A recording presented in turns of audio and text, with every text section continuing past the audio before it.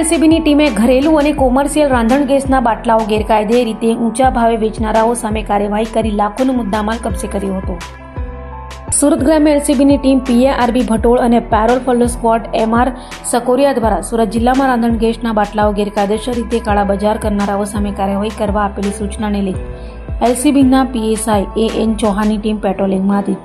ત્યારે head constable વિક્રમભાઈ અને હરસુરભાઈ તથા રાજેશભાઈને મળેલી બાતમીના આધારે કામરેજ તાલુકાના પરબ ગામે ઓમ ઇન્ડસ્ટ્રીયલમાં ઘરેલું તથા કોમર્શિયલ રાંધણ ગેસના બાટલાઓ ગેરકાયદે રીતે ઊંચા ભાવે વેચાણ કરી અલગ અલગ વાહનોમાં સગે વગે કરતા 8 આરોપીઓ ગોરખ, ઉત્તમ જગતાપ, દેવાલાલ, રામેશ્વરલાલ કલાલ, પવનકુમાર, લાદુલાલ મેવાડા, સંપતરાજ વિજયરાજ મેવાડા, નિર્મલકુમાર મેવાડા, અનમોલ રાવ, વિષ્ણુ રાવ અને સંતોષ કલાલને ઝડપી પાડ્યા હતા.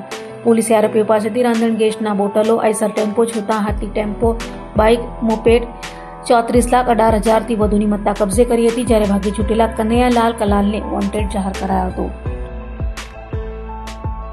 સુરત ગ્રામ્ય જિલ્લામાં રાંધણ ગેસના બાટલાઓનો ગેરકાયદેસર રીતે કાળાબજારી કરતા સંગ્રહખોરો અને વેચાણ કરતા ઈસમોને પકડવા માટે સુરત ગ્રામ્ય એલસીબીની ટીમ પેટ્રોલિંગમાં હતી.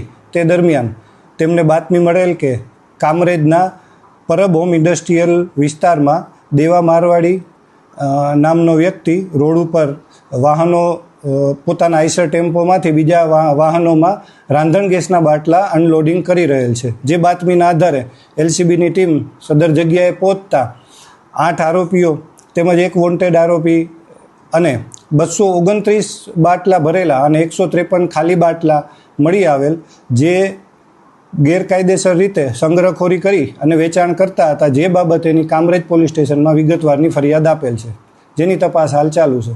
આ બાટલા ગો ગેસ એજન્સી છે, ગો ગેસ એક બ્રાન્ડ છે ગેસની, તે મહારાષ્ટ્રમાં નાગપુર પાસેથી આવતા હતા અને અલગ અલગ માણસોને ગેરકાયદેસર રીતે આપવાની પ્રવૃત્તિ ચાલુ હતી.